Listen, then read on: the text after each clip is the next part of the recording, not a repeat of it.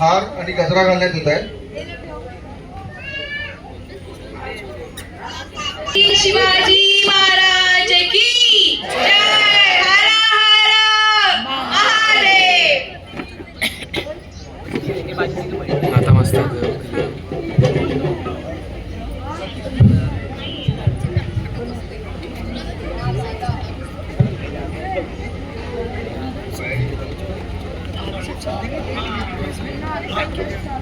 Paper पे ठेवले.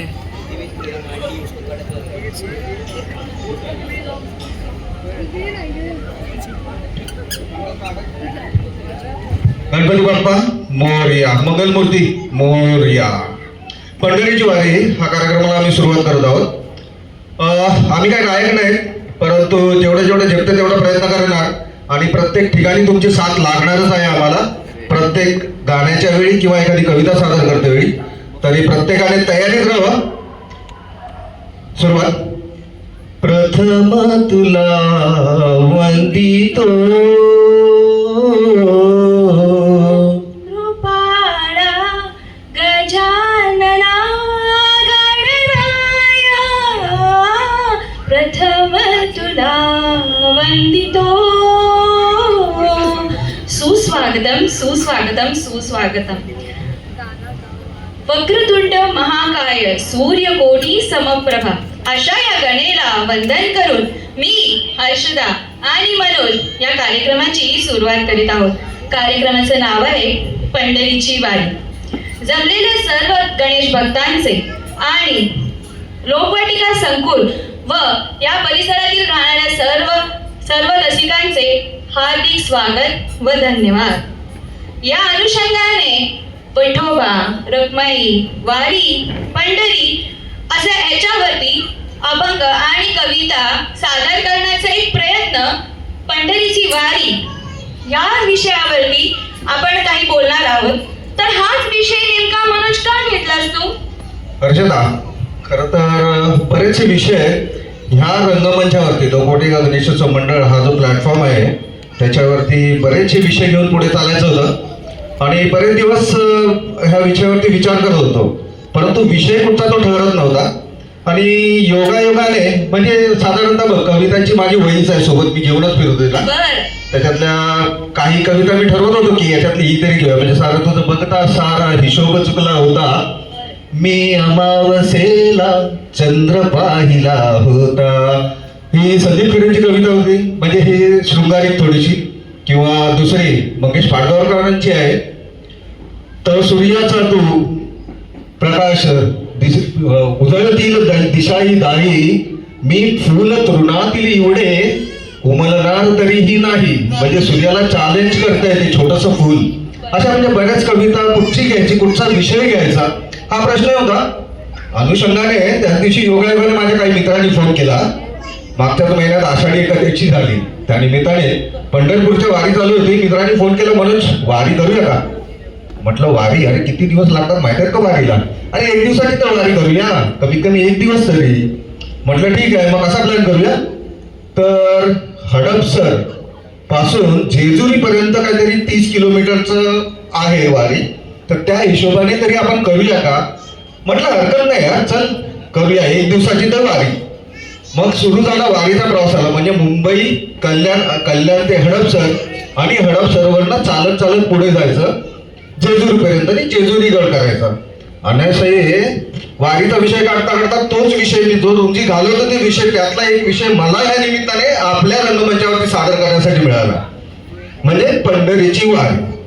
आता वारी आणि मित्रमंडळी, गाडी तर चालू झाली, कल्याणपर्यंत आली. कल्याणवरनं नेहमी सारखंच मित्र भेटले की काय होतं, कुटाळक्या, एक दुसऱ्याच्या खोड्या काढणं आणि किंवा मग हिंदी चित्रपटातली गाणी आणि शेवट होता अंताक्षरीपर्यंत, नंतर झोपा.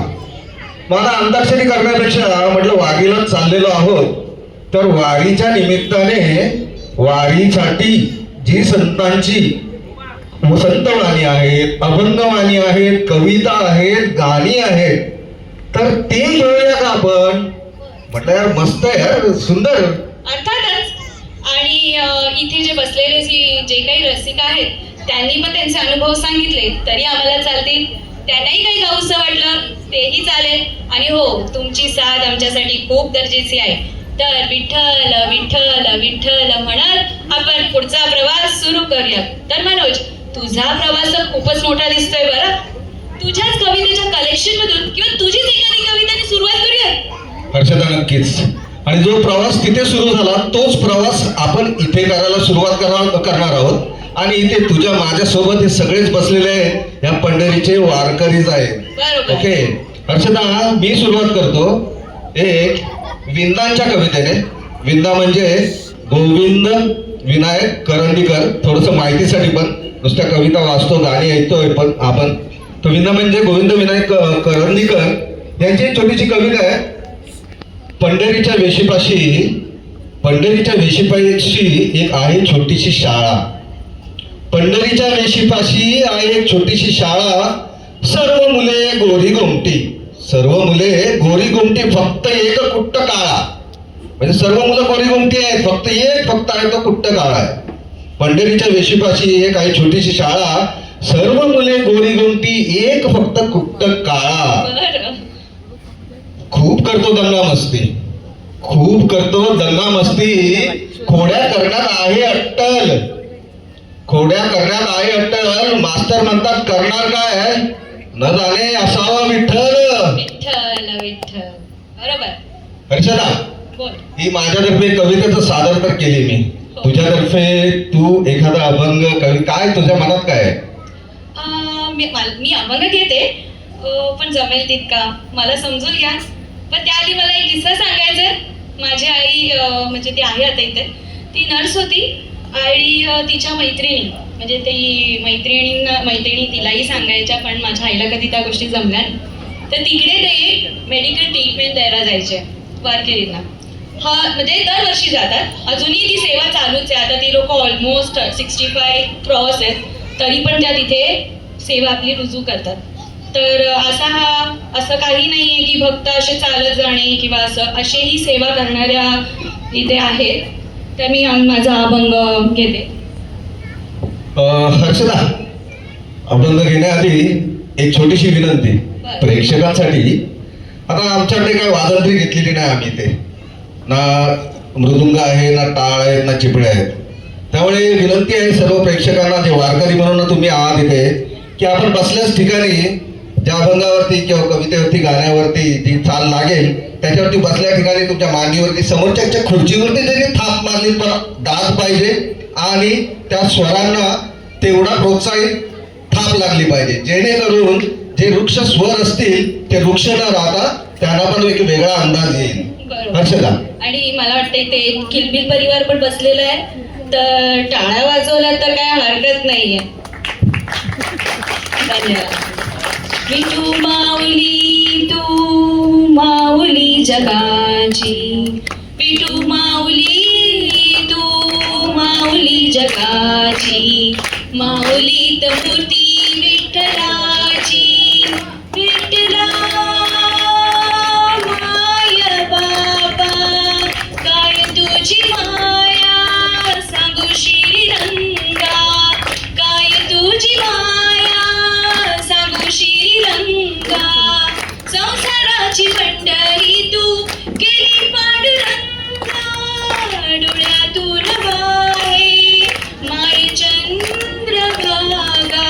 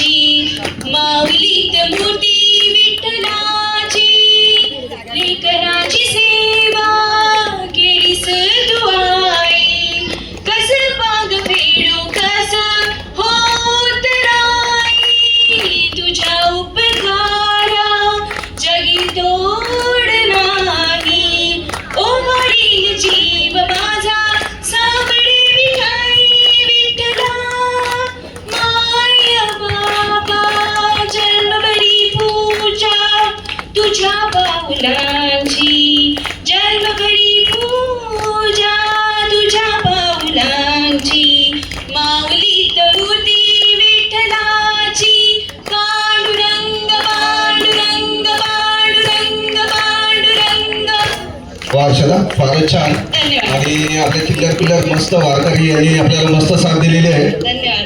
मला इथे एक बोलूसं वाटतंय मनोज. बोल ना. तुम्ही लास्टची ओळ ऐकली? लेकराची सेवा केलीस तू आई. आपल्याला हे विसरता येणार नाही की आपल्या आईने जी आपली सेवा केली आहे त्या आईला आताच्या युगात कसं ट्रीट केलं जाते हे ते मला तुम्हाला वेगळ्याने सांगायला नको. तर ही ओळ खूप म्हणजे खूप मिनिंगफुल आहे. तर थोडंसं लहान मुलांनी आणि मोठ्यांनी सुद्धा ते लक्षात घ्यायचंय. तर मनोज तू काय घेतोस आता? कविता की अभंग? मी एक अभंग घेतो संत बरं. तुकोबांचा.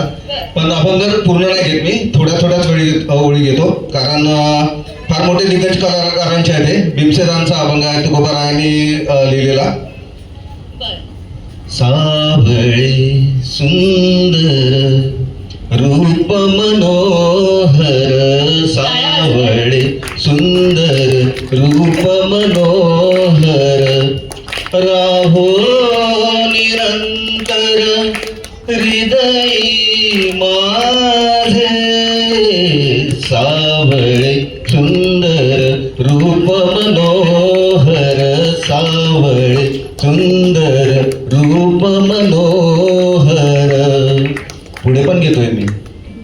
विठ्ठल गीती गावा, विठ्ठल चिती घ्यावा, विठ्ठल गीती गावा, विठ्ठल चिती घ्यावा, विठ्ठल उभा पहावा विटेवरी, विठ्ठल उभा पहावा विटेवरी, विठ्ठल उभा पहावा विटेवरी, अनाथांचा बंधू विठ्ठल कृपा सिंधू, अनाथांचा बंधू विठ्ठल कृपा सिंधू, तोडी भावबंधू यमपाश, विठ्ठल गीती गावा, विठ्ठल चिती घ्यावा, विठ्ठल गीती गावा, विठ्ठल चिती घ्यावा, पांडुरंग पांडुरंग. आता वारकरी म्हणजे काय? तर दिंड्या पताका बरं का. तुळस डोक्यावर घेऊन वैष्णव म्हणजे विठ्ठलाची भक्ती मंडळी शहराखेड्यातून गावाखेड्यातून आषाढी कार्तिकी एकादशी निमित्ताने विठ्ठलाच्या दर्शनासाठी पंढरपूरची वाट धरून पायी चालणे. हे सर्व वारकरी आणि या वारकऱ्यांचा देव विठ्ठल विठोबा गोरगरिबांचा देव. टाळ चिपळ्या मृदुंग वीणा वाजवत सर्व वारकरी चालले आहेत. मनोज मी कधीच वारीला जाऊ शकले नाही, पण सोशल मीडियाच्या टीव्ही मध्ये वारकरी कसे रिंगण करतात, कसे नाचतात, कसे मृदुंग घेतात, कसे टाळ वाजवतात, वा म्हणजे डोळ्याचं बाण फेटण्यासारखं आहे. मी खरं तर सांगू ह्या सगळ्याला प्रॅक्टिस लागत नाही बरं का.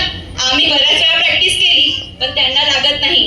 तिला लागते फक्त विठ्ठल विठ्ठल विठ्ठल अशी भक्ती. फारच सुंदर. हर्षदा, तू वारीला गेली नाहीस, पण ह्या आपल्या प्रवासात जी वारी घडते याची तू साक्षीदार आहेस. आणि नक्कीच कधीतरी लोकवाटिका संकुलात आपण ज्यावेळी वारीला सुरुवात करू त्यावेळी तू नक्कीच यावेस. अर्थातच. पण वाजंत्री आता तू बोललीस टाळ चिपळ्यांचे, जगदीश खेगुडकर हे हल्लीचेच आपले एक गीतकार आहेत. त्यांनी कितीतरी मराठी चित्रपटांना संगीत दिलेलं आहे, त्यांनी गाणी लिहिलेली आहेत.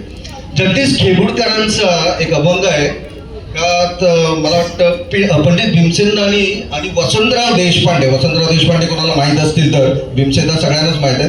राहुल देशपांडे आहेत सध्याच्या घडी. राहुल देशपांडे कटार काळजात घुसली, त्यांच्या आजोबा वसंतराव देशपांडे यांनी या अभंगाला साथ दिलेलं, स्वरबद्ध केलं त्यांच्या स्वर्गीय स्वरात. हर्षदा, मला वाटतं तूच याला चांगली दाद देऊ शकते. हो नक्कीच. तर सादर करते. टाळ बोले चिपळीला नाच माझ्या संगा, टाळ बोले चिपळीला नाच माझ्या संगा, देवाजीच्या दारी आज रंगला बंगा, दरबारी आले रंग आणि राव, दरबारी आले रंग आणि राव, सारे करू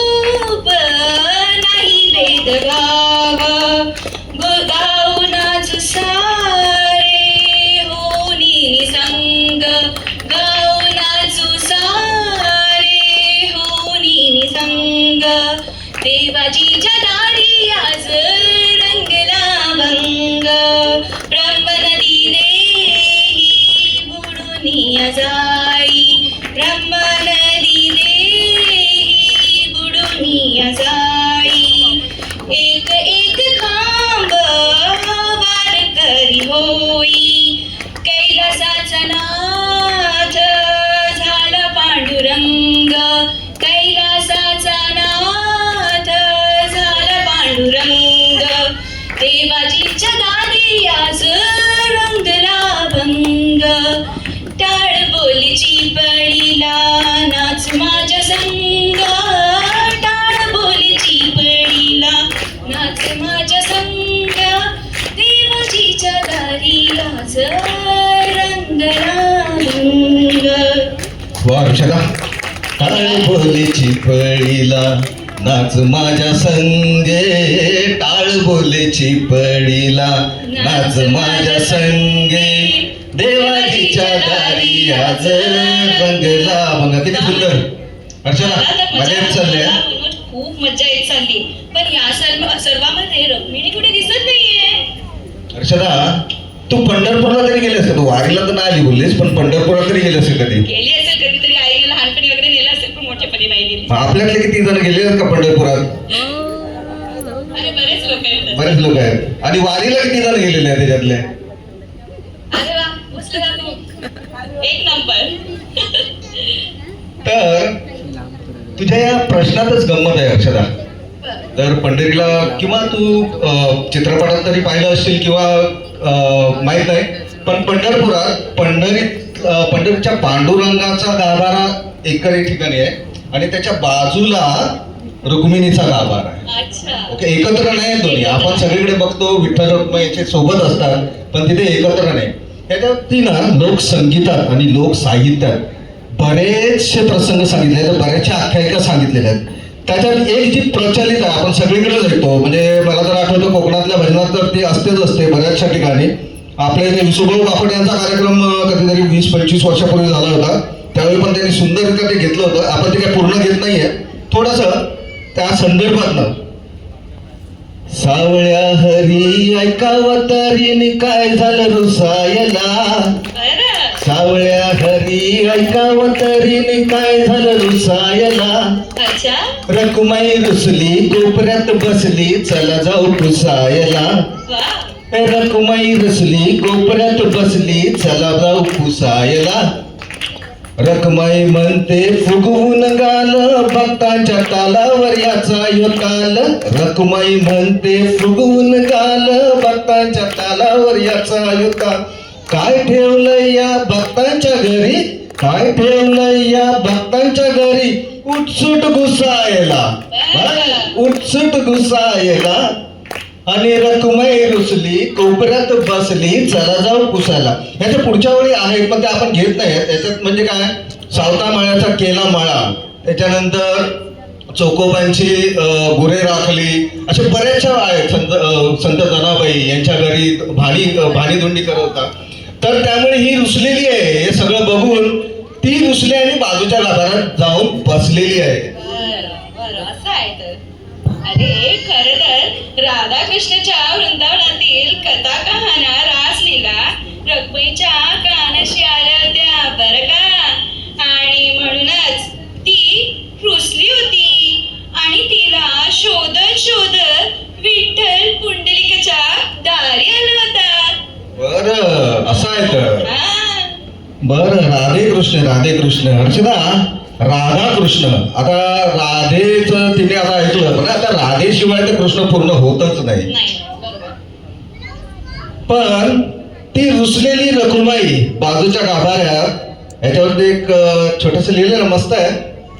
ती रुसलेली रखुमाई राधेच्या कानाशी पण आलं आणि राधाच एकदा पंढरपुरात आली. राधाच एकदा पंढरपुरात आली. पहाटेच्या आरतीला आज सहज तीच आली. पहाटेच्या आरतीला आज सहज तीच आली. विठोबाकडे बघून रांगेतून हात उंचावून गोड हसली. बरं. विठोबाकडे बघून गोड हसली. त्याचे पण लक्ष होतेच.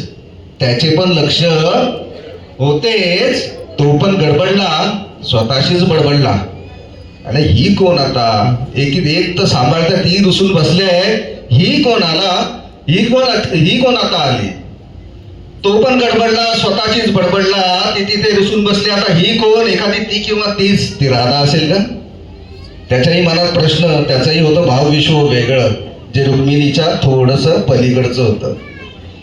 ओळख पटत होती उत्कंठा पराकोटीला, भावविश्व त्याचेही होते. कानाला डोळा तिरकस डोळा करून काना डोळा म्हणजे कान्हा डोळा पाहू लागला हळूच. पण तिने रांग सोडून रांगेच्या बाहेर आली. ती कोण? राधा. रांग सोडून बाहेर येऊन जोराने ओरडून म्हटले, अगदी रुक्मिणीला जाऊ ऐकू येईल असे, अगदी रुक्मिणीला ऐकू जाऊ असे की मी राधाच आहे रे, फक्त राधा. मी सहज आहे रे, ते फक्त राधा कृष्ण म्हणण्यासाठी. तुझी खरी ओळख विठ्ठल रुक्मिणी अशीच आहे. मी सहज फक्त राधाच आहे, तुझी ओळख खरं तर विठ्ठल रुक्मिणीच आहे. आणि ती आली आणि तशीच परस्पर निघून पण गेली, विठ्ठलाला न भेटता. हे सगळं जे ऐकलं रुक्मिणीने, त्या गाभाऱ्यात तिचे कान होतेच, कोण बोलते एवढी, आणि ती पटकन उठली आणि गालात हसली. तर आपण सगळ्यांनी जाऊ तिला पाहायला. रुक्माई उठली, गालात हसली, चला जाऊ पुसायला. आता तिच्या चेहऱ्यावरती हसू का आलं? राधाने टाटा बाय बाय केलं म्हणून आलं शेवटी. पहिलेही तसंच होतं आणि आताही तसंच आहे बरं का. आतापर्यंत रुक्मिणींना आवडत नाही आपल्या विठोबांकडे कुठे बघितलेलं किंवा कुठे काय केलेलं. बरोबर आहे की नाही? बरोबर. हे तू छान लिहिलंयस. रुक्मिणीच्या रुसण्या फुकव्याचा आणि राधेच्या येऊन जाण्याने तिच्या हसण्याचा एकदम कथानकच तू डोळ्यासमोर उभा केलास. खरं तर मला विठ्ठलाऐवजी रुक्मिणीच जास्त भावते. बरं. खरं तर मला विठ्ठलाऐवजी रुक्मिणीच जास्त भावते. आणि विठ्ठलाच्या इथे रांग जास्त असेल तर रुक्मिणी मला पावते. खरं तर मला विठ्ठलाऐवजी रुक्मिणी जास्त भावते आणि विठ्ठलाचे ते रांग जास्त असेल तर रुक्मिणी मला पावते.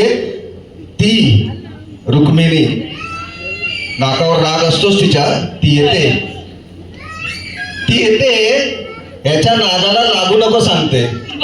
बदमाश आहे तो, त्याच्या नादाला लागू नको सांगते. पण तिने कमरेवरती हात ठेवला की ती पण विठ्ठल विठ्ठल होते. मग शेवटी आपल्याला दोन्ही मध्ये विठ्ठलच दिसतो. तुमची रुक्मिणी इथेच वाटते कुठेतरी. ऐकते सगळं ऐकते हो. तर आता हे तू छान लिहिलंयस. तर मी रुक्मिणीवरती थोडस 4 वेळांचं. तुझ्या विना वैकुंठाचा कारभार चालना, एकल्या विठुरायाला संसार केलना. रखुमाई ये भक्ताच्या माहेरी, सावलीच्या पावलांनी विठूच्या गाभारी. रखुमाई रखुमाई रखुमाई रखुमाई रखुमाई रखुमाई रखुमाई रखुमाई. तर खरं तर आता पण रुक्मिणी विना विठ्ठलाचा कुठला संसार होणार नाही बरं का. विठ्ठलाला वाटत असेल रुक्मिणी विना माझं सगळं होईल, पण होणार वाला नाहीये. रुक्मिणीची गरज विठ्ठलाला जशी लागली तशी आता इथे सर्व बसलेल्या विठ्ठलांना पण लागणार आहे. चला तर मग. हर्षदा फारच छान. धन्यवाद. मगाशी म्हटलं की विठ्ठलापेक्षा मला रुक्मिणी जास्त भावते. ऍक्च्युली आता आपण आषाढी वारी तर झाली, पण आम्ही ज्यावेळी आषाढी वारीला जात होतो त्यावेळी कसं आम्ही काय इमॅजिन करत होतो की आषाढी वारीची लगबग पंढरपुरात चालू असेल आणि सगळ्यात काळजी कोणाला, तर शेवटी रुक्माईलाच. तर सडा रांगोळ्या काढायला पहिल्या रिंगणापासून सगळी तयारी करायला धावपळ करणार कोण? हा तर विटेवरती उभा, तो काय हलत नाही बिलकुल, त्याचा हल्लाच नाही. पण शेवटी लगबग तिलाच. त्यात एक सुंदर वेळ माझ्या कानाशी आली. पंढरीची वाट आज झाली ओली, पंढरीची वाट आज झाली ओली, न्हालेली रुक्मिणी केस वाळवीत गेली. म्हणजे केस वाळवीत गेले ना तिच्यामुळे तो पंढरीची वाट आज ओळी झालेली आहे. हे किती सुंदर होतं, म्हणजे कल्पनाच किती सुंदर आहे बघ ना. अर्थातच. हर्षदा, आता इथे पांडुरंग रुक्मिणी दोघांची मूर्ती आहे. आपण पांडुरंगाची मूर्ती पाहिलीच असेल, करकटेवरी आणि पायाशी विटेवरी उभा पांडुरंग माझा करकटेवरती. आपण आरती पण घेतो, त्याच्यात पण हे वर्णन आहेच. आता आपण सगळ्या मूर्ती बघतो, म्हणजे आपली गणपतीची पण मूर्ती सर्व देता घेता असतात. कोणी सिंहासनावरती असतं, कोणी उंदरावरती, सर्व देता घेता मूर्ती, आशीर्वाद देणाऱ्या. फक्त विठ्ठलाचीच मूर्ती अशी वेगळी आहे बघ. तू लक्ष देऊन बघशील ना तर म्हणजे अशी मूर्ती कोण विचार करतं का? विटेवरती उभा आणि हाता कर कटेवरती ठेवलेला आहे. तू त्याच्या गळ्यात पण बघितलंस ते कानात मासे आहेत ते. म्हणजे मी खरं सांगू का, मी असं कधी एवढा विचार केला नाहीये मनोज. आणि मला वाटतं इथे बसलेल्या सर्व लहान मुलांनी पण हा विचार केला नसेल. तर विठ्ठलाचं चांगलं वर्णन आता सादर होणार आहे. तर आणि हा प्रश्न ना बऱ्याच विचारवंतांना पडतो. म्हणजे आता विठ्ठलाची मूर्ती साधारणतः 1001 वर्ष झाली असतील, कारण वारीला जवळपास 800 वर्ष वारी चालू आहे, त्याच्यापेक्षा आधीपासून. म्हणजे ही मूर्ती कोणाला सुचली असेल आणि कशी बनवली असेल, कशी घडवली असेल, हाच प्रश्न आपले जगदीश गदिमांना पडला. गदिमा म्हणजे गदी माडगुळकर. आणि हाच प्रश्नाचं उत्तर शोधत शोधत त्यांनी स्वतः त्याचे प्रश्न पण केला आणि उत्तर पण केलंय. मला वाटतं तूच ते घेशील वाटतं ना. हो, अर्थातच मीच घेणार आहे. सुरू करते. कानडा राजा पंढरीचा, कानडा राजा पंढरीचा, वेदा नाही कळला, वेदा नाही कळला, अंत पार याचा, कानडा राजा पंढरीचा, निराकार तो निर्गुण ईश्वर, कसा प्रकटला सवितेवर, निराकार तो निर्गुण ईश्वर, कसा प्रकटला सवितेवर, उभय ठेविले हात कटीवर, उभय ठेविले हात कटीवर, पुतळा चैतन्याचा, कानडा राजा पंढरीचा, कानडा राजा पंढरीचा, परब्रह्म हे भक्तासाठी, मुखे ठाकले भीमे काठी, मुखे ठाकले भीमे काठी, उभा राहिला भाव सावयव, उभा राहिला भाव सावयव, जणू की पुंडलिकाचा, कानडा राजा पंढरीचा, कानडा राजा पंढरीचा, हा नाम्याची खीर चाखतो, चोकोबाची गुरे राखतो, हा नाम्याची खीर चाखतो, चोकोबाची गुरे राखतो, पुरंदराचा हा परमात्मा, पुरंदराचा हा परमात्मा, वाली दामाजीचा, कानडा राजा पंढरीचा, कानडा राजा पंढरीचा. विठ्ठल विठ्ठल विठ्ठल. सुंदर हर्षदा, फारच छान लिहिलंस तू. कानडा राजा पंढरीचा. आता कानडा राजा, बरं बोल, तू बोल. हो, मला एक बोलायचंय. मला इथे काही प्रेक्षक दिसत आहेत, ते माझ्याबरोबर गुणगुणतायत आणि मला वाटतं त्या आजी फारच वयस्कर, आपण थोडंसं त्यांना बोलूयात का? कोण देऊ शकेल का त्या आजींकडे? तुम्हीच नाही? कोणाला बोलायला आवडेल? कोण आहे जे बोलू शकतं. मला खूप जण इथे गुणगुणणारी दिसली. बरं, हरकत नाही. कधी वाटलं तर नक्की हात वरून करून सांगा की मला बोलायचंय म्हणून. धन्यवाद. कानडा राजा पंढरीचा. आता कानडा राजा म्हणजे कोण? कानडा म्हणजे कर्नाटकातला. आपण पंढरीचा राजा, कानडा राजा. कानडा राजा कर्नाटकातला. आता कर्नाटकातला पांडुरंग पंढरीत आला किंवा पंढरीचा पांडुरंग कर्नाटकात गेला. बऱ्याचशा आख्यायिका आहे त्याच्यावरती. ऍक्च्युली कर्नाटकात हंपी एक विजयनगर साम्राज्याची राजधानी आहे. हंपी. राजा कृष्णदेवराय, बऱ्याच जणांना माहीत असेलच किंवा नसेल तरी, हंपी विजयनगर साम्राज्याची राजधानी. राजा कृष्णदेवराय हा विठ्ठलाचा निस्सिम भक्त. तर त्याने कर्नाटकात हंपीमध्ये विजय विठ्ठल या नावाचे मंदिर बांधले राजा कृष्णदेवरायाने. आणि त्याच्या मनात होतं की पंढरीच्या विठोबाला कर्नाटकात त्या मंदिरात स्थायिक करावं. आणि त्या निमित्ताने त्याने मानव साखळी तयार केली.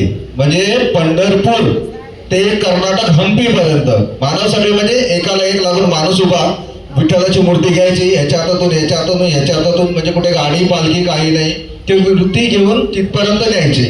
रात्री विठ्ठल आला स्वप्नात कृष्णदेवरायाच्या आणि म्हणाला की बाबा मला पुंडलिकाने जिथे स्थापन केलंय पंढरपुरीत, तर ते मला काही सोडायचं नाही, मला पंढरपुरातच राहून दे.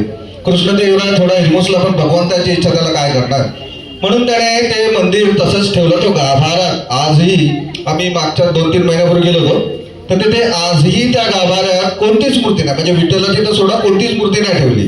का? तर कधी विठ्ठलाच्या मनात आलं की बाबा पंढरपूर सोडून कर्नाटकात कानडा राजा म्हणतात मला, तर तिथे यावं, तर गाभारा रिकामा असावा या उद्देशाने राजा कृष्णदेवरायाने ती मूर्ती तो गाभारा तसाच ठेवला.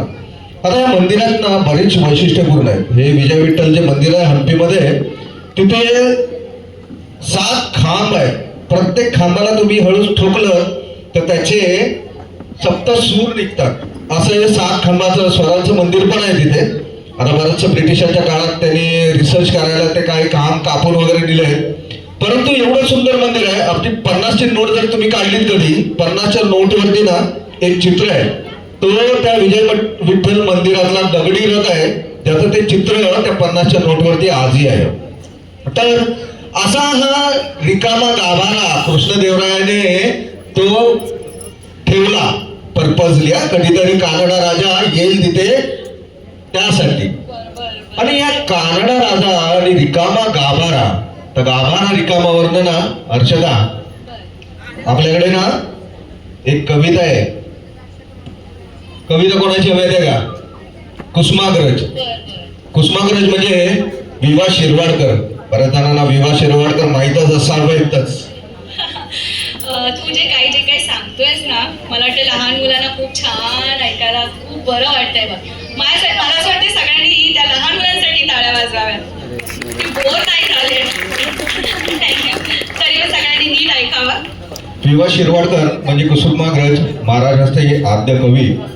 आणि तर कुसुमाग्रज का, यांचं नाव कुसुमाग्रज का, तर कुसुमा त्यांची लहान बहीण आणि कुसुमाचे मोठे भाऊ म्हणून कुसुमाग्रज हे त्यांचं नाव. आणि त्यांनी रिकामा गाभारा ही कविता लिहिलेली आहे. बघा मी वाचतोय आणि प्रयत्न करा, लक्ष देऊन ऐकला तर कळेल काय लिहिलंय ते. गाभारा. दर्शनाला आलात या, दर्शनाला आलात या, पण या देवालयात सध्या देव नाही. गाभारा आहे, चांदीचे मकर आहे, सोन्याचा समय आहे, हिऱ्यांची झालर आहे, त्याचेही दर्शन घ्यायला हरकत नाही. वाजवती घंटा आणि असं इकडे या, वाजवती घंटा आणि असं इकडे या. पाहिलं ना तो रिकामा गाभारा? नाही तसं नाही, एकदा होता तो तिथे. तसं नाही, एकदा होता तो तिथे. काकड आरतीला उठायचा, काकड आरतीला सकाळी पहाटे काकड आरतीला उठायचा, शेजार तिला झोपायचा, म्हणजे रात्रीच्या प्रहरी झोपून पण जायचा. काकड आरतीला उठायचा, शेजार तिला झोपायचा, दरवाजे बंद करून बरोबर 12ला जेवायचा.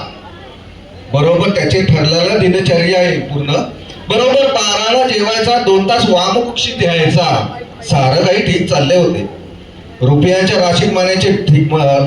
राशी माणिक मात्यांचे ढीक पडत होते पायाशी. दक्षिण दरवाजाजवळ मोटारीचे भोंगे वाजत होते. बरं. मंत्र जागर जागत होते आणि रेशमी साड्या टेरीचे सूट समोर दुमडत होते. बँकेतले हिशोब हरिणीच्या वेगाने दौडत होते.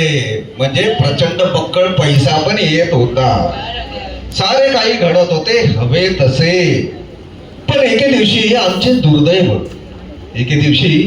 दुर्दैव उत्तर दरवाजाजवळ अडवलेला कोणी एक भनंग महारोगी तार स्वरात ओरडला, बाप्पाजी बाहेर या. बाप्पाजी बाराओ, बाप्पाजी बाहेर या. आणि काकड आरतीला आम्ही पाहतो तर काय, गाभारा रिकामा. कशामुळे? काकड आरतीला आम्ही पाहतो तर काय, गाभारा रिकामा. बाप्पाजी बाहेर या. एक महाभनंग रोगी तिथे, त्याने बाप्पाजीला आवाज दिला. पोलिसात वर्दी आम्ही दिलीच आहे, परत कदाचित येईलही तो. पोलिसात वर्दी दिलीच आहे, कदाचित परत येईलही तो. पण महारोग्यांच्या वस्तीत तो राहिला असेल, तर त्याला पुन्हा प्रवेश द्यायचा की नाही याचा विचार करावा लागेल. कोणाला? ट्रस्टींना. याचा विचार करावा लागेल ट्रस्टींना. पत्र व्यवहार चालू आहे दुसऱ्या मूर्तीसाठी. आता हा तर गेला गाभारा रिकामा ठेवून. कोणासाठी? तर कोणीतरी आवाज दिला म्हणून तो गेला. आणि आता गाभारा रिकामा आहे तर दुसऱ्या मूर्तीसाठी पत्रव्यवहार चालू आहे. तूर्त गाभाऱ्याचेच दर्शन घ्या, कारण गाभाऱ्याचे महत्व अंतिम असते. आणि गाभारा सलामत तो देव 50. म्हणजे गाभाऱ्याचं महत्व. बरोबर.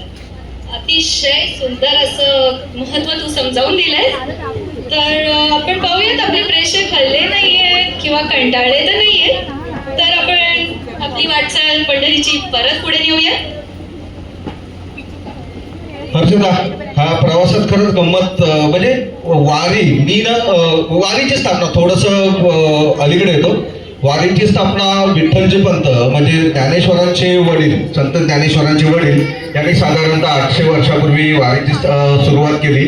आणि त्याच्यानंतर संत ज्ञानेश्वर आणि संत तुकाराम यांनी ती वारी चालू ठेवली. आता आणि तो काळ असा होता ना, संत तुकाराम, संत ज्ञानेश्वर, संत गोरा कुंभार, सावता माळी, जनाबाई, म्हणजे वारकऱ्यांचा म्हणजे एवढी प्रचंड रीत्या ती वारकरी पंथ चालू झाला होता.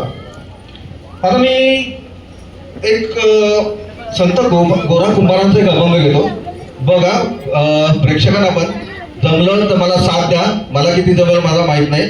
अच्छा, नाही जमलं तर तू साथ देशील. अर्थातच. तुझे रूप चित्ती राहो, मुखी तुझे नाम. तुझे रूप चित्ती राहो, मुखी तुझे नाम. देह प्रपंचाचा दास, देह प्रपंचाचा दास. सुखे करी काम, सुखे करी काम.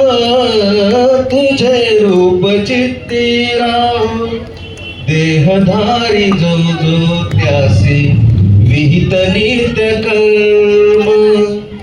सदाचार नीती हुनी आगळान धर्म. तुला आठवावे गावे, तुला आठवावे गावे, हाच एक नेम. देह प्रपंचाचा दास, देह प्रपंचाचा दास. सुखे करू काम, सुखे करू काम. तुझे रूप चित्ती राहो, तुझ्या पदी वाहिला मी देह भाव सारा. पुढे अंतराळी आत्मा सोडली पसारा. नाम तुझे घेता देवा, नाम तुझे घेतो गोरा. नाम तुझे घेतो गोरा, म्हणून आठवाव. देह प्रपंचाचा दास, देह प्रपंचाचा दास सुखे करू काम, सुखे करू काम, तुझे रूप चित्ती राहो पांडुरंग. मी इथे श्रोते बघते हा. अगदी मनापासून इच्छा करताय. हा हा, साथ तर मिळणारच. तर मी एक गाणं घेते. सगळ्याचे देवा लाभो ऐसे बळ, दुर्गुणांचा बळ पाहावे ना. ते जगण्याचे देवा लाभो ऐसे बळ, दुर्गुणांचा बळ पाहावे ना.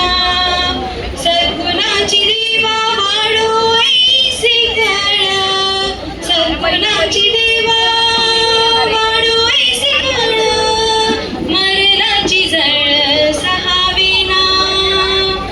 तुझ्या दारी दावी पांडुरंग तळी, उन्मनाचा मळ जागवे ना. विठ्ठलाची आस वाढवी सरळ, विषाचे कलळ टाकवे ना. जगण्याची देवा लाभो ऐसे बळ, दुर्गुणांचा बळ पाहावे ना. ऐसे लाभो माल देग देवा ज्ञान, चरणाचे ध्यान राहू दे गा. अमृताची वेल अमृताचा देवा, भक्तीचा मृदुंग वाजू दे गा. पिठू तुझ्या दारी भेटला श्रीरंग, मन झाले दंग माऊलीचे. घड तुझी पिता ओढ तुझी रंग, जीवनाचा रंग पाहू दे गा. विठ्ठल विठ्ठल विठ्ठल विठ्ठल विठ्ठल विठ्ठल विठ्ठल विठ्ठल. हर्षदा फारच सुंदर. धन्यवाद. हर्षदा आता आपण एक मनोज, कुसुमाग्रजांची कविता घेतली. बोल ना, तू बोल. तेच मला आठवण करून द्यायची होती तुला की आपण कुसुमाग्रजांची एक कविता घेतली होती, तशी अजून एक आहे ना. अजून एक रिटायर परमेश्वर नावाची एक कविता आहे आणि ह्याला पण कुसुमाग्रजांनीच लिहिलेलं आहे. कुसुमाग्रज विवा शिरवाडकर. बरं. श्रीराम लागू माहिती आहेत का कोणाला? डॉक्टर श्रीराम लागू. डॉक्टर श्रीराम लागू हे प्रसिद्ध चित्रपटात त्यांनी काम केलेली आहेत, नाटकांमध्ये काम केलेली आहेत. तर डॉक्टर आणि ते डॉक्टर पण होते. डॉक्टर श्रीराम लागू सामाजिक चळवळीत पण बसायचे. एकदा देव ही संकल्पना त्यांनी म्हटलं, हे देव देव देव प्रस्तुत जरा थोडंसं वाढलेलं आहे, तर देवाला रिटायर करायला पाहिजे असा एक निबंध त्यांनी लिहिला. देवाला रिटायर करायला पाहिजे. आता एवढा दिग्गज कलाकारांनी काहीतरी लिहिलं देवाला रिटायर करायला पाहिजे, तर याला उत्तर कोण देणार? मग त्याला उत्तर द्यायला कुसुमाग्रजच उभे राहिले. त्याने उत्तर दिलंय छान. त्यांच्या कविताचे म्हणजे कविता म्हणजे अशी काय त्याला अला ध ला म लावलेली कविता नाही आहे. एक ढोबळ मनाने लिहिलेली कविता आहे. परमेश्वराला रिटायर करा. त्यांची कविता थोडीशी सादर करतोय. रिटायर परमेश्वर हे त्यांनी श्रीराम लागून दिलेलं उत्तर. परमेश्वर होऊन जातं. तसा परमेश्वर रिटायर झालाच आहे. नीट ऐकावं. तसा परमेश्वर रिटायर झालाच आहे. आज झाला नसला तर उद्या होणारच आहे. पण वयाची 60 ओलांडली म्हणून नव्हे. 60 साल हो गया तो रिटायर नाही होया. 60 साल झाले म्हणून पूर्ण रिटायर नाही झालाय. वयाची 60 ओलांडली म्हणून नव्हे. तर काय नाव? परमेश्वर. परमेश्वर म्हणजे परमेश्वर. परवा तो मला दिसला रेव्हेन्यूच्या कचेरीत. रेव्हेन्यू म्हणजे सेल्स टॅक्स, रेव्हेन्यू डिपार्टमेंट, महसूल खातं. परवा तुम्हाला दिसला रेव्हेन्यूच्या कचेरीत पेन्शनसाठी जन्मतारखेचा दाखला मागताना. कारकून त्याला पुन्हा पुन्हा सांगत होता, तुझ्या जन्माची नोंद येथे नाही. म्हणजे परमेश्वर तिथे पोहोचला तर त्याला कारकून बोला, तुझ्या जन्माची नोंद येथे नाही. तुझा जन्म सण कोणता? देव उत्तरला, मला माहित नाही. इतर कोणालाच माहित नाही. तुझ्या आई बापाला तरी? मला आई बाप नाहीत. मग तू काय झाडासारखं जमिनीतनं उगवलास का? नाही, मी कोणातून उगवलो नाही, सारे माझ्यातून उगवलेले आहेत. अरे तू फॉरेस्टवाला आहेस का? सगळे उगवले तुझ्यातनं म्हणजे काय तू फॉरेस्टवाला आहेस का? मी सर्वच खात्यात आहे. तुझं वय काय? मला मोजता येणार नाही. अच्छा, मी एवढे प्रॉब्लेम आहेत तर बघा आता अंदर की बात, मग तुला पैसे खर्च करावे लागतील. आता बऱ्याच जणांना पटलं असेल ना, आता एवढे प्रॉब्लेम आहे भेटला ताडाक्यात, तुला पैसे खर्च करावे लागतील. हो पण माझ्याजवळ पैसे नाहीत, मग कुठून तरी आणा. कोणाकडून आणू? अरे तुझे एवढे भक्त आहेत ना, असंख्य भक्त आहेत तुझे एवढे भक्त आहेत, कोणाकडे तरी माग. ते माझ्याजवळ मागणारे आहेत, मी त्यांच्याकडे मागत नाही. तुझी जात म्हणजे सवर्ण की शेड्यूल कास्ट व भटक्या विमुक्त आणि धर्म, मला धर्म नाही. बर ठीक आहे, निदान कोणाचं सर्टिफिकेट तरी आण. कशाबद्दल? मी तुम्हाला ओळखतो असं. एखादा गॅजेटेड ऑफिसर आजूबाजूला बघा, एखादा गॅजेटेड ऑफिसर असेल तर पहा, त्याचं सर्टिफिकेट आणा. माझी ओळख नाही. मग गावातल्या एखाद्या मोठ्या माणसाचं तरी आणा, एखादा मोठा माणूस असेल. पण असं कोण आहे? तुम्ही त्या डॉक्टरांकडे जा. बघा इथे डॉक्टर आले, तुम्ही त्या डॉक्टरांकडे जा, ते देतील. पण मला काही झालेलं नाही, मी कशाला जाऊ डॉक्टरांकडे? अहो ते डॉक्टर प्रसिद्ध नट पण आहेत. अहो ते डॉक्टर प्रसिद्ध नट पण आहेत. अच्छा, त्यांनी तर मला रिटायर होण्याचा आदेश दिला आहे. अच्छा, त्यांनीच आदेश दिला आहे, मग तेच सर्टिफिकेट देतील तुम्हाला. हे उत्तर कुसुमाग्रजांनी सिरियम राहतात. त्यावेळी आचार्य अत्रे, जशी आचार्य अत्रेंनी बाळासाहेब ठाकरे यांची जुगलबंदी व्हायची, तसे कुसुमाग्रज आणि आपले श्रीराम लागू हे अशा जुगलबंदीतनं बरीचशी काव्य जन्माला आलेली आहेत. हर्षदा थोडस पुढे येऊन जातो. आमच्या इथे माझी मित्रमंडळी सगळे बसलेले आहेत. आमचा एक ट्रेकिंगचा ग्रुप आहे, LB ट्रेकर्स या नावाने आमचा ट्रेकिंगचा ग्रुप आहे. आणि बरेचसे ट्रेकिंगचे आपले सगळे मावळे, सगळे शिलेदार इकडे आहेत. तर आम्ही ट्रेकिंग दऱ्या खोऱ्यातनं ट्रेकिंग करताना, गड किल्ले चढताना असं वेशीच्या जवळ, वेशीच्या आजूबाजूला ना आम्हाला बरेचसे असे दगडधोंड्यातले देव दिसायचे. दगडधोंड्यातले देव, त्याला शेंदुरी कलर चढवलेला असतात, शेंदुरी रंग. आणि अर्चना आखीव रेखीव मूर्तींपेक्षा ना हे दगडधोंड्यातले देव मला तरी भावतात, मला फार छान वाटतात. मी त्यांचे फोटो काढत बसतो, सुंदर वाटतात. आणि हे देव दिसतात पण छान. हा तू कधी लक्ष देऊन पाहिलंच ना, म्हणजे तुला आकृती, म्हणजे आता आपल्याकडे विठोबा आहे तर ती मूर्ती असते, गणपती आहे ती मूर्ती असते, त्यांना आकार उकार काही नसतो, ते तसेच असतात. तर ह्या देवाविषयी ना आपले वैभव जोशी आहेत, यांनी आत्ताच्याच काळात एक छानशी कविता आहे, ती मी सादर करतो. देव कुठे आहे? वैभव जोशींची. ज्यांना समजेल त्यांना समजेलच. म्हणजे हा आखीव रेखीव मूर्ती नसलेला देव ज्यावेळी डोंगर दऱ्यातनं मग त्याच्यावरती मंदिर उभं राहतं, मग त्याला वेगळेच सोपस्कार त्याच्यावरती होतात. ह्यावरती ही कविता आहे. पूर्वी कसं की दिवसाच्या कुठल्याही प्रहरी, पूर्वी कसं की दिवसाच्या कुठल्याही प्रहरी एखाद्या वडा पिंपळाखाली पडीक असायचास. कल्पना करा, आपण जो बोललो दगडधोंड्यातला देव. पूर्वी कसं की एखाद्या वडा पिंपळाखाली पडीक असायचास, देव नाही फकीर वाटायचास, दगडी नाही जिवंत दिसायचास. येता जाता लोक तुझ्या शेजारी, येता जाता लोक तुझ्या शेजारीच घडीभर विसावायचे. शिदोरी उघडून 2 घास स्वतः खायचे, 2 घास तुला भरवायचे. शिदोरी उघडून 2 घास स्वतः खायचे, 2 घास तुला द्यायचे. म्हणजे कसं की देवाणघेवाण असायची, म्हणजे कसं की आदान प्रदान असायचं. तसं तर तू तेव्हाही शेंदरी रंगाचे वगैरे डगले घालायचास. तसं तर तेव्हाही शेंदरी रंगाचे वगैरे डगले घालायचास. पण कसं की वेषांतर केलेला राजा दिसायचास. पण कसं की वेषांतर केलेला राजा दिसायचास. थेट प्रजेत मिळून मिसळून वावरायचा. कसं की त्यानिमित्ताने तुझ्याही कानावर यायचा, कसं की त्यानिमित्ताने तुझ्याही कानावर यायचा रयतेचा हाल हवाल. आमचे सुखदुःख हाच तुझा अबीर गुलाल, आमचे सुखदुःख हाच तुझा अबीर गुलाल. म्हणजे कसं की तुझं वेगळेपण तेव्हाही लपून राहायचं नाही. म्हणजे कसं की तुझं वेगळेपण तेव्हाही लपून राहायचं नाही. पण कसं की आपुलकीच्या निर्धारातून कोरडे पण व्हायचं नाही. म्हणजे कसं की आपुलकीच्या निर्धारातून कोरडे पण व्हायचं नाही. कधी बघू शकायचो तुझ्या डोळ्याला डोळा भिडवून. वेळ वखत काही बंधन नव्हतं, तूही सगळ्यांना सामावून यायचास. कारण तुझ्या डोळ्यात मी पण नव्हतं, तुझ्या डोळ्यात मी पण नव्हतं. म्हणजे कसं की ते मी पण आता तुझ्यात आलंय असं नाही, ते मी पण तुझ्यात आता आलंय असं नाही. पण कसं की हल्ली भेटतच नाही मुळी उराशी, पण कसं की हल्ली भेटतच नाही मुळी उराउरी. म्हणजे कसं की विनोदीच होऊन बसलंय सगळं. मग एखाद्याने काय समजायचं?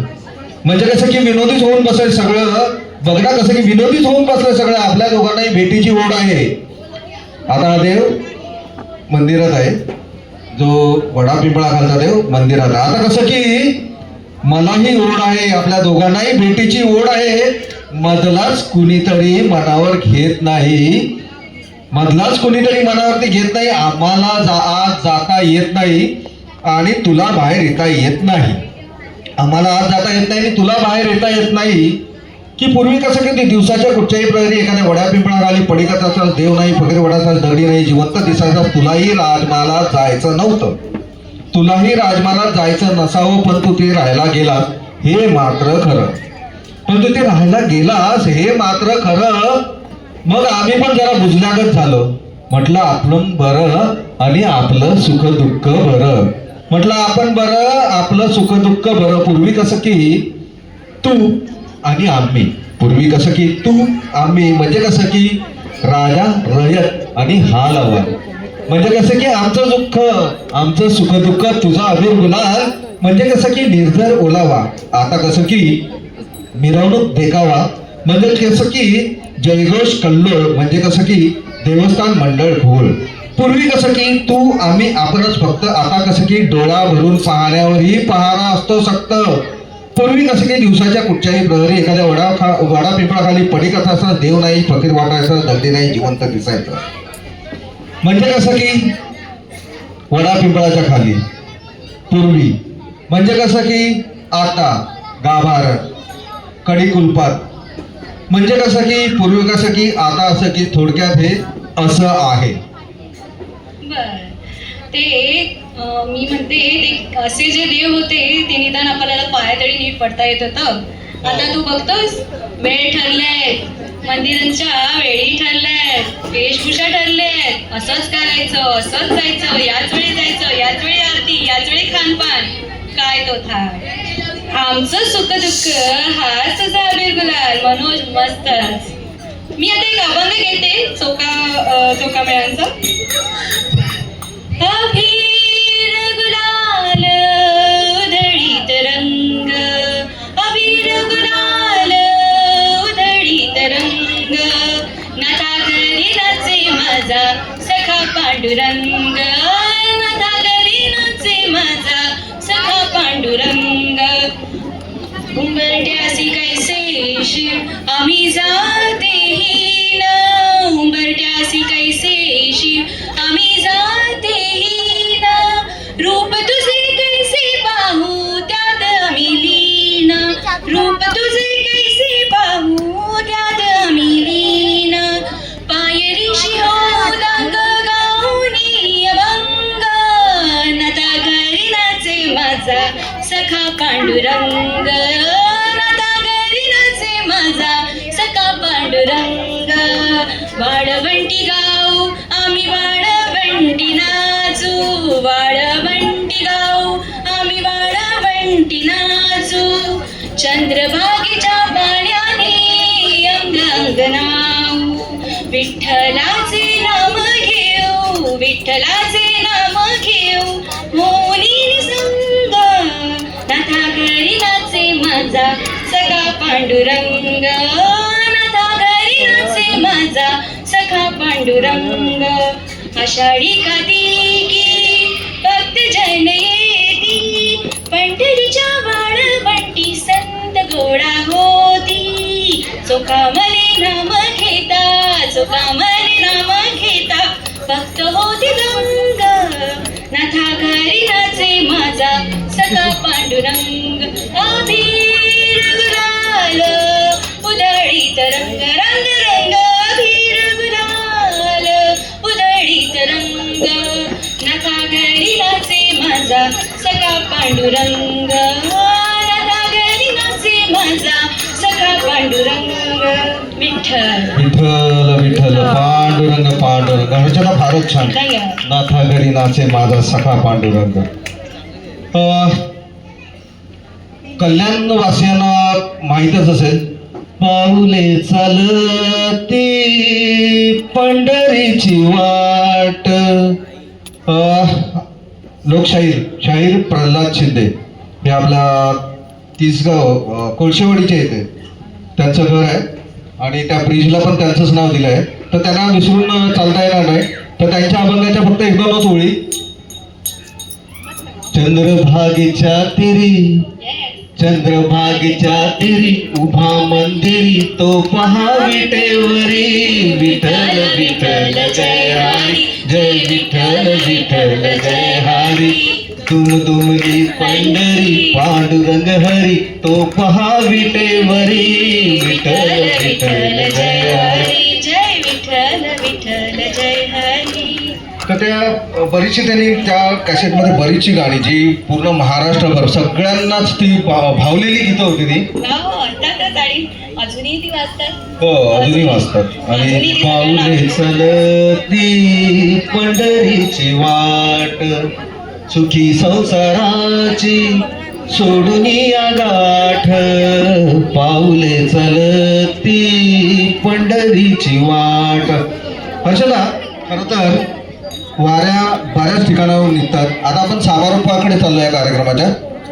वाऱ्या बऱ्याच ठिकाणावर निघतात. याच्यात मुख्य वारी म्हणजे प्रामुख्याने देहूवरनं निघणारी संत तुकारामांची आणि आळंदीवरनं निघणारी संत ज्ञानेश्वरांची. तर ह्या दोन्ही वाऱ्या निघतात वेगवेगळ्या स्थानकांवर, ठिकाणांवर, आणि हडपसरला या दोन्ही वाऱ्या एकत्र येतात आणि तिकडे विश्रांती घेऊन या पुन्हा वेगवेगळ्या मार्गाने, एक दिवेघाट मार्गाने जाते आणि एक पंढरपूर वेगळ्या रस्त्याने जाते, अशा दोन्ही वेगवेगळ्या आहेत. तर या दोन्ही पालख्या हडपसरला एकत्र येतात आणि पुढे वेगवेगळ्या मार्गाने मार्गस्थ होतात. यावर माऊली चित्रपट माहीतच असेल. सगळ्यांना माहिती. त्याच्यात अजय अतुल यांनी सुंदर रचना केली आहे आणि ती आपण घेऊया थोडीशी. आणि मी तर म्हणजे प्रेक्षकांनी याला साथ द्यावा, कारण त्याच्यात एवढे टर्न्स आहेत ना त्या गाण्यात, एवढ्या चाली बदल होत आहेत. ते तुमच्या साथीशिवाय, अर्चना तुझ्या साथीशिवाय ते गाणं पूर्ण होणार नाही. प्रत्येकाने आपापल्या मनात गुणगुणावं किंवा तोंडाने तरी गुणगुणावं. एखाद्याला वाटलं माईक वरती यावं तर इथे पण येऊन बोलू शकता. तुला साथ आली. मला एक सांगायचंय, मला वाटतं म्हणजे मंडळाने काही अनाऊन्स केलंय की नाही माहिती नाहीये. आपल्याकडे मॅजिशियन्स आलेत, तर याच्यानंतर मॅजिक शो होणार आहे, तर कोणी कुठेही जायचं नाहीये. तुला साथ आली. माझा विठ्ठल येते. तरी मी म्हटलं काहीतरी, म्हणून मी आपल्या हळद साध आली तिथे थांबत राहिलो. अरे अरे अरे अरे, माझंच डोकं चाले ना. माझा विठ्ठल येतोय आणि माझे वारकरी ते आता नाचत येणार. Very nice. आता फार तयारी आहे, मस्त सुंदर. असलीच पाहिजे. आपली जी संस्कृती आहे ती आपल्या मुलांना पण कळली पाहिजे. आपण महाराष्ट्रात राहतो आणि महाराष्ट्राचे हे आपले आराध्य दैवत आहे पांडुरंग, तर त्यांना विसरून चालणार नाही. तर ते वारकरी तर मी तयार केले काल.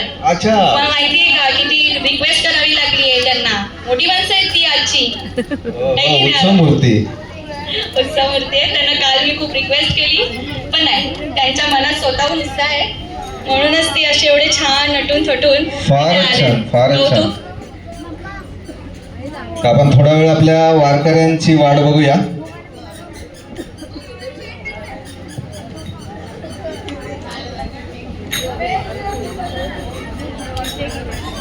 तू या प्रेक्षकांमध्ये बसलेल्यांना कोणाला आपला अनुभव किंवा कोणाला काही गाऊसं वाटतंय किंवा कोणाला काही सांगूसं वाटतंय असं कोणी आहे का? कोणाला बोलाय? त्या रेडी झाल्या, त्यांच्याकडे पास कराल का? तुम्ही उभे राहाल का?